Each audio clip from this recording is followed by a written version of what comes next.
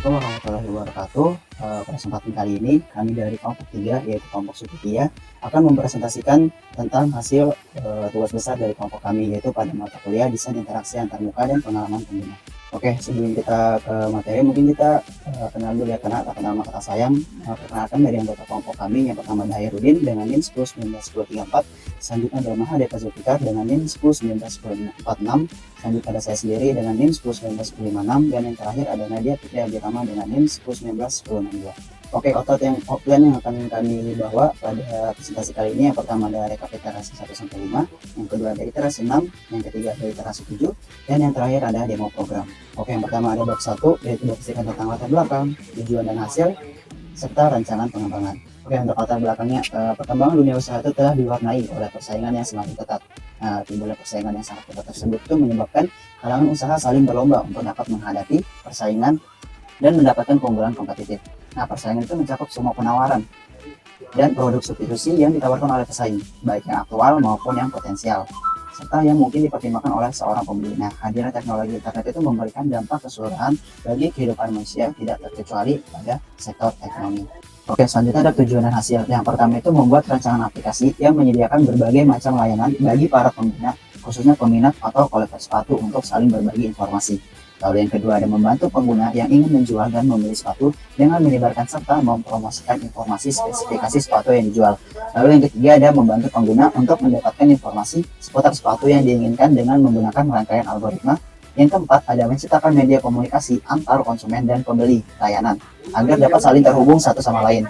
Yang kelima ada membantu pengguna yang ingin memesan dan memperbaiki sepatu impian. Yang keenam ada menyediakan layanan yang membantu pengguna untuk mencari tempat terdekat untuk membersihkan sepatu. Next. Oke, selanjutnya ada rancangan pengembangan. Yang pertama ada S-Barter, yang kedua ada S-Source, yang ketiga ada S-Review, yang keempat ada S-Second, dan yang terakhir ada S-Repair and Custom. Next. Oke, untuk bab 2 itu ada Research Plan dan User Research. Next. Oke, untuk Research Plan, market research itu dilakukan untuk memvalidasi hipotesis masalah yang didefinisikan dan mencari tahu apakah ada permintaan terhadap produk atau aplikasi. Nah, adapun hipotesis antara lain sebagai berikut. Yang pertama ada meningkatnya kecintaan masyarakat Indonesia terhadap penampilan khususnya footwear. Yang kedua, masyarakat rela mengeluarkan uang lebih demi menjaga agar footwear itu mereka tetap terlihat seperti baru. Nah, demi penampilan yang maksimal dalam segala momen. Dan yang ketiga itu kurangnya informasi terkait layanan sepatu dengan berbagai fitur yang lebih memudahkan masyarakat. Next.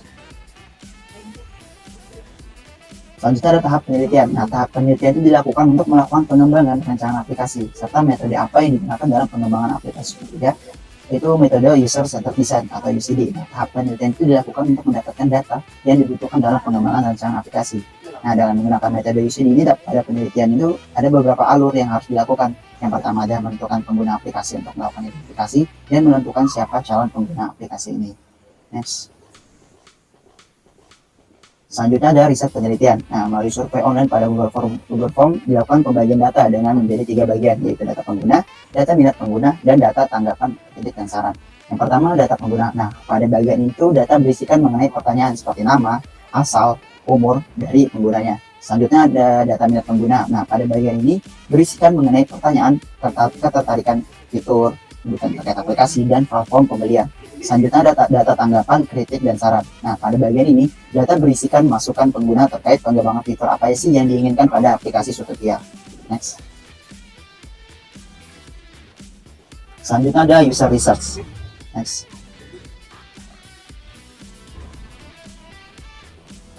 Oke, target dan demographic market. Nah, pada survei yang dilakukan itu ditujukan untuk mendapatkan umpan balik dari pengguna.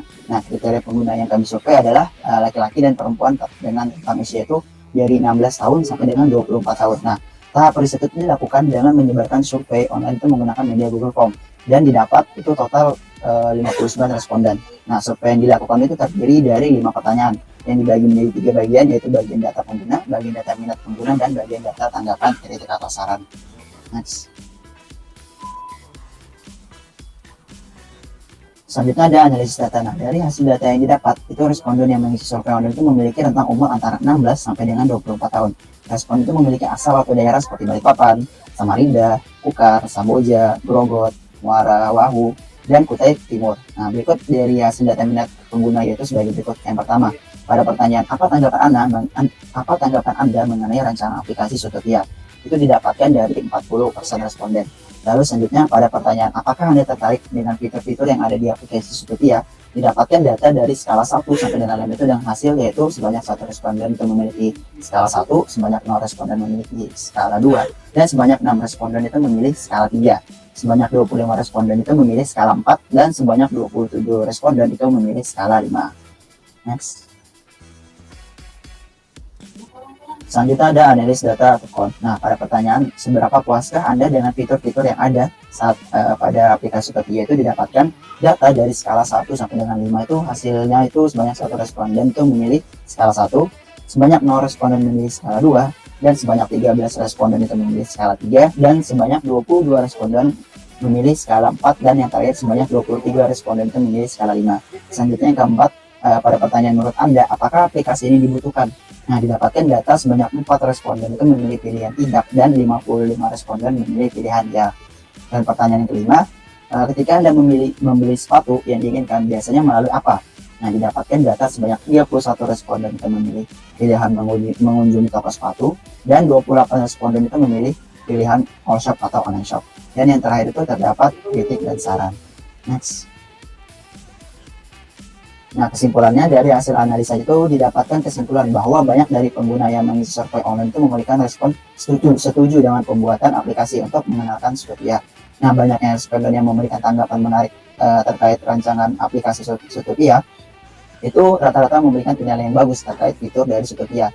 Selain itu, responden banyak membutuhkan aplikasi Sutopia. Selain itu, responden juga memberikan tanggapan, kritik, dan saran untuk menjadikan Sutopia itu menjadi lebih baik dalam perancangannya. Oke, next. Selanjutnya akan dijelaskan oleh teman saya. Selanjutnya ada bab 3 yaitu mengenai user persona, empathy map, user story, dan user journey map. Next. Di sini terdapat 3 user persona, yaitu didapatkan dari wawancara dengan pihak owner ataupun pengguna yang ingin mengoleksi, yang suka mengoleksi sepatu.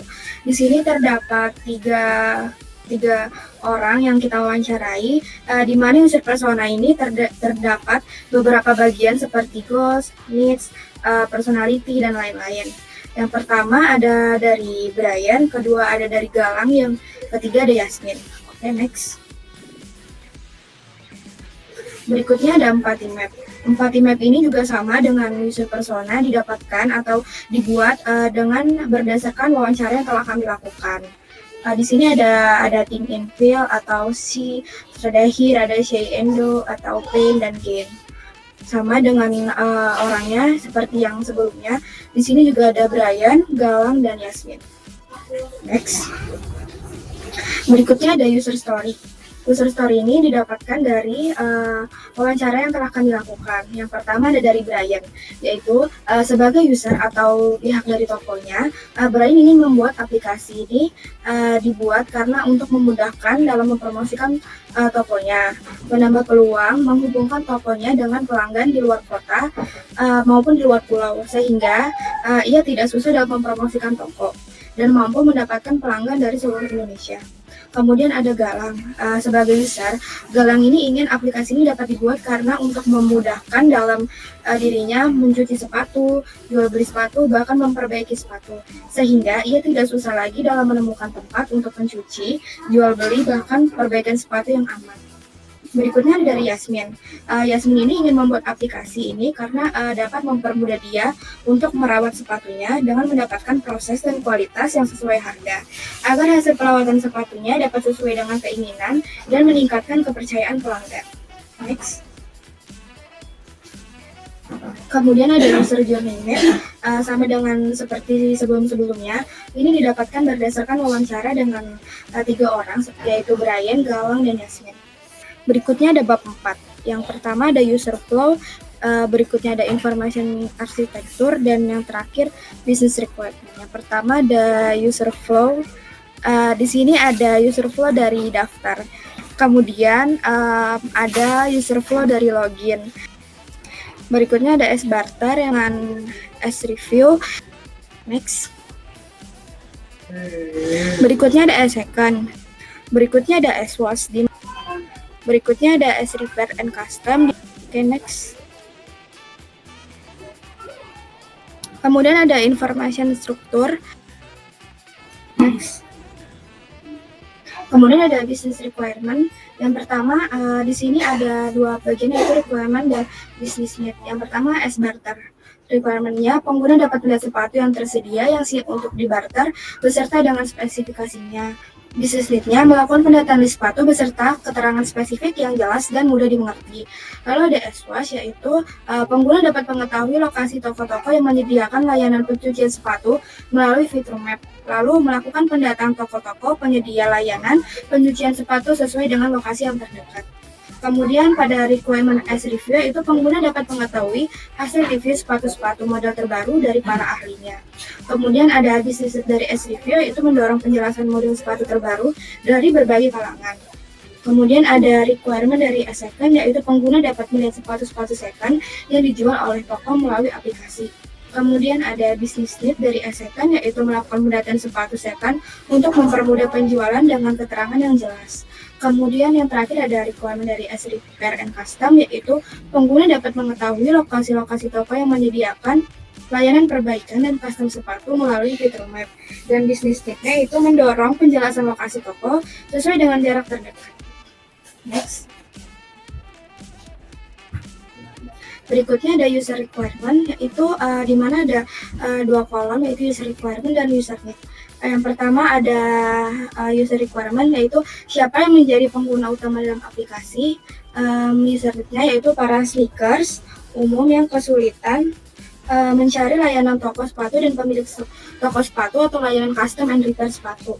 Lalu ada user requirement berikutnya, yaitu berapa rentang usia pengguna Zootopia. User need-nya pengguna aplikasi Zootopia memiliki rentang usia 16-36 tahun.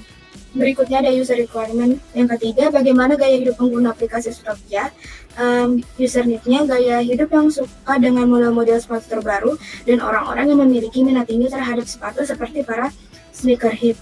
Kemudian ada user requirement berikutnya, apakah minat pengguna aplikasi Zootopia, user need-nya, ingin mencari informasi tentang toko sepatu dan sepatu-sepatu terkeluaran terbaru. Berikutnya ada user requirement yang terakhir, kebutuhan apa saja yang diperlukan oleh pengguna aplikasi Zootopia. User need-nya info promo yang menjadi daya tarik. Baik, selanjutnya bab 5 ada wireframe dan mockup. Baik, yang pertama ada wireframe untuk sign up user, jadi yang kedua ada sign up untuk owner. Jadi yang berikutnya ada wireframe untuk login.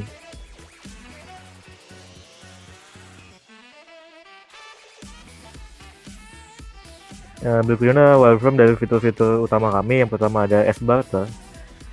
Fitur yang kedua ada S-Second. Yang ketiga ada S-Review. Yang keempat ada S-Wash. Berikutnya ada S-Wash yang kedua, yaitu, dan yang terakhir ada S-Repair and Custom. Ya, berikutnya ada mockup. Ini ada mockup tampilan untuk sign up user. Berikutnya untuk sign up untuk owner. Berikutnya ada mockup untuk login. Setelah login akan ada mockup untuk verify code atau kode OTP seperti sebelumnya. Ini ada tampilan mockup untuk menu utama dan sidebar-nya. Ini adalah mockup untuk S-Barter. Berikutnya tampilan untuk S-Wash. Selanjutnya tampilan untuk S-Review dan S-Wash. Dan yang terakhir ada tampilan untuk S-Repair dan Custom. Bab 6 yaitu ada metode evaluasi, hasil, dan pembahasan. Mulai dari metode evaluasi. Jadi metode penelitian yang kami gunakan dalam penelitian ini adalah metode deskriptif. Langkah-langkah penelitian yang dimulai dengan melakukan skenario pengujian, memilih responden, melakukan pengujian oleh responden, dan melakukan rekapitulasi hasil pengujian. Langkah terakhir adalah melakukan rekapitulasi hasil pengujian, di mana pada langkah ini proses rekapitulasi dihitung sesuai dengan perhitungan SUS dan hasil pengujian didapatkan seperti di bawah ini. Yang kami menggunakan 10 pertanyaan.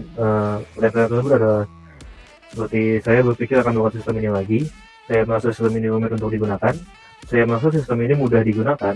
Saya membutuhkan bantuan dari orang lain atau teknisi dalam menggunakan sistem ini. Saya merasa fitur-fitur sistem ini berjalan dengan semestinya. Saya merasa ada banyak hal yang tidak konsisten. Saya merasa orang lain akan memahami cara menggunakan sistem ini dengan cepat. Saya merasa sistem ini membingungkan. Saya merasa tidak ada hambatan dalam menggunakan sistem ini. Saya perlu membiasakan diri terlebih dahulu sebelum menggunakan aplikasi ini. Berikutnya ada metode pengujian. Seperti yang disebutkan sebelumnya, kami menggunakan metode SUS atau System Usability Scale yang berisi 10 pertanyaan di mana partisipan atau responden diberikan pilihan dengan skala 1 sampai 5 untuk menjawab berdasarkan pada seberapa banyak mereka setuju dengan setiap pernyataan tersebut terhadap produk atau fitur yang kita uji. Nilai 1 berarti sangat tidak setuju dan 5 berarti sangat setuju dengan pernyataan tersebut. Setelah melakukan pengumpulan data dari responden, kemudian data tersebut dihitung. Dalam cara menggunakan System Usability Scale atau SUS, ada beberapa aturan dalam perhitungan skor SUS. Berikut ini aturan-aturan yang saat perhitungan skor pada kuesionernya.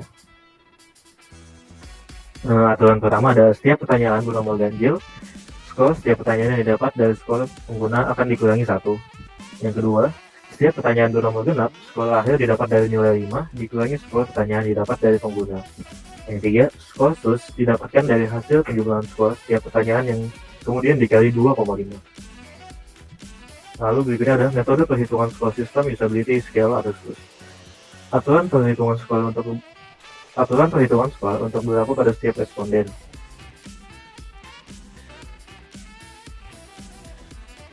Berikutnya ada metode perhitungan System Usability Scale atau SUS. Aturan perhitungan skor berlaku pada setiap responden. Untuk perhitungan selanjutnya, skor SUS dari masing-masing responden dicari skor rata-ratanya. Dengan menjumlahkan semua skor yang dibagi dengan jumlah responden, skor tertinggi untuk SUS adalah 100, yang berarti antarmuka pengguna dinilai sangat baik oleh responden dan skor yang terkecil adalah 0, di mana jika 0 di bawah 25, berarti antarmuka pengguna dinilai sangat buruk oleh responden. Untuk detail skor pada SUS dapat dilihat pada gambar berikut ini. Berikut ada skala dari 0 sampai 100, di mana jika mendapatkan nilai 100 berarti nilai sempurna. Berikutnya ada hasil dan pembahasan. Kuesioner SUS melibatkan 10 pertanyaan dengan mencakup 20 orang responden, di mana nilai skala akhir didapat berdasarkan aturan metode perhitungan skor SUS. Hasil penilaian responden dapat dilihat pada tabel di bawah ini. Adapun hasil pembahasan berdasarkan dengan survei yang telah disebarkan didapatkan dari jumlah responden sebanyak 20 orang dengan hasil seperti pada tabel berikut ini. Dengan jumlah rata-rata nilai SUS skor senilai 84,875. Berikutnya bab 7 akan dijelaskan oleh rekan saya. Selanjutnya bab 7 yaitu perbaikan desain, prototipe, dan kesimpulan dan saran. Next. Pada perbaikan desain ada 3 perbaikan. Yang pertama adalah penambahan dark mode. Next. Yang kedua ada pendetailan fitur review. Next. Yang ketiga ada perbaikan border akun profile. Next. Dan berikutnya adalah prototipe akhir yang setelah diperbaiki. Dan ini akan dijelaskan lagi nanti saat demo program. Mungkin akan saya bacakan saja ini adalah tampilan awal dari prototipe akhir. Next. Ini adalah setup user. Next. Ini adalah setup owner. Next. Ini adalah tampilan login dan chat. Next.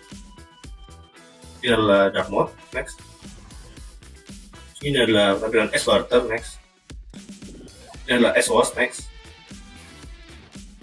Ini adalah S-Review dan S-Hacker. Next. Ini adalah S-Reaper and Custom. Next. Ini adalah fitur review. Next. Ini adalah profile. Next.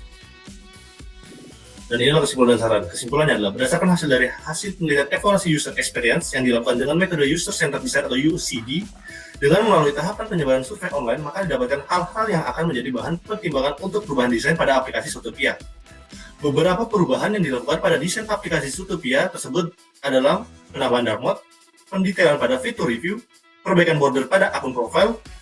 Perubahan tersebut dilakukan dengan berdasarkan kritik dan saran dari user yang telah melakukan experience dalam menggunakan aplikasi Zootopia.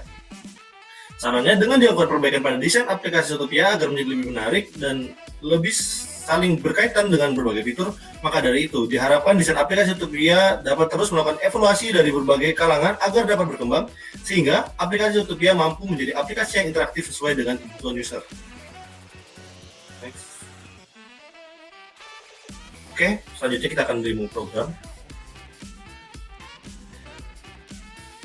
Ini adalah tampilan awal dari aplikasi kami.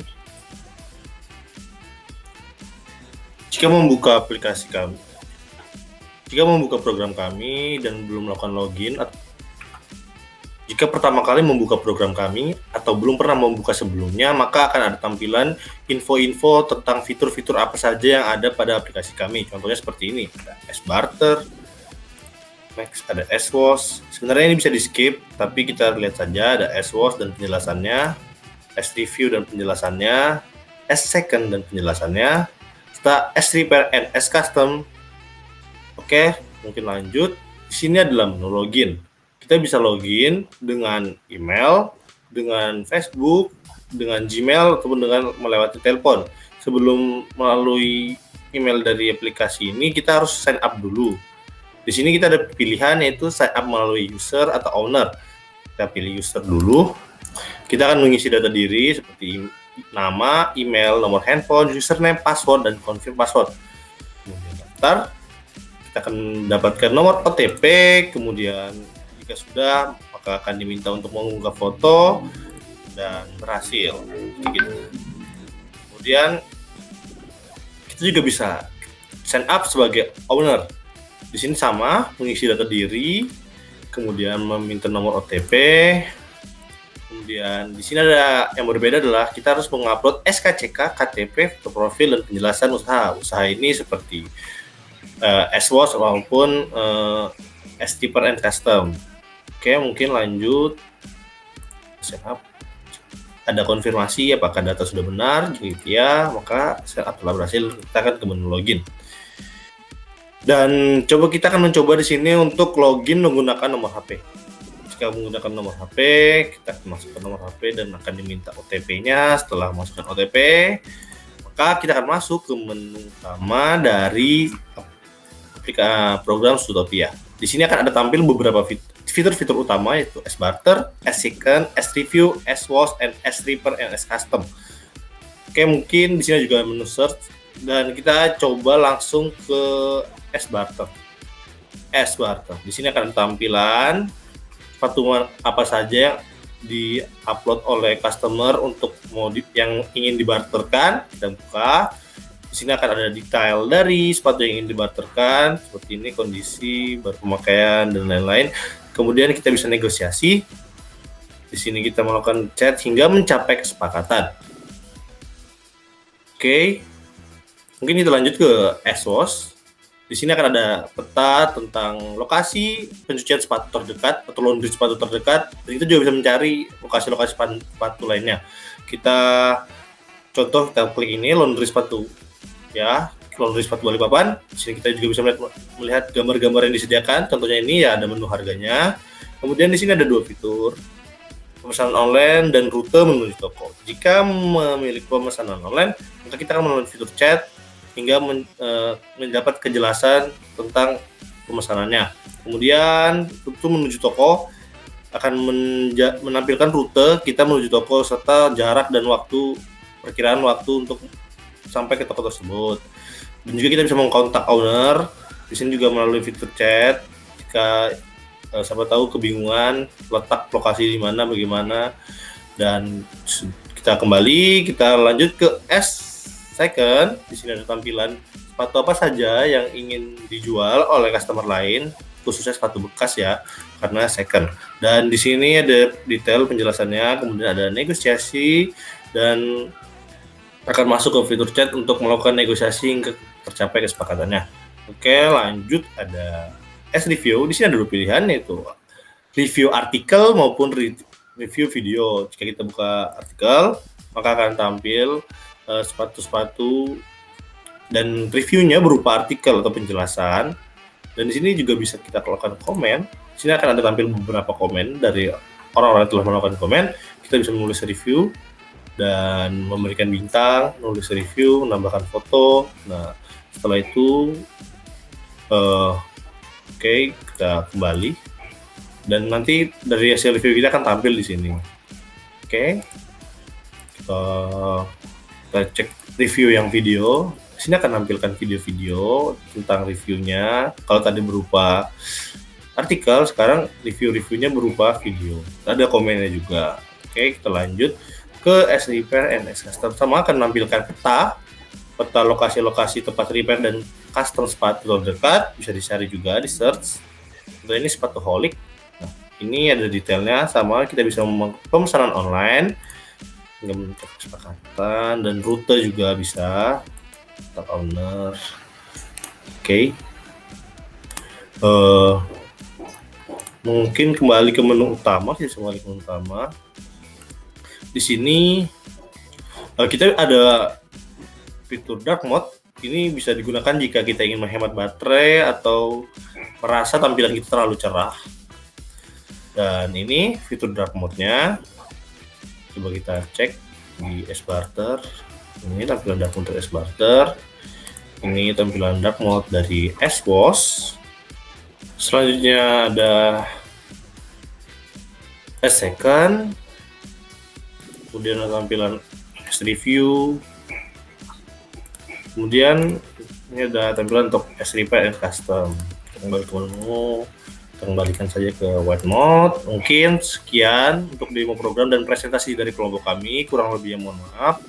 Wassalamualaikum warahmatullahi wabarakatuh.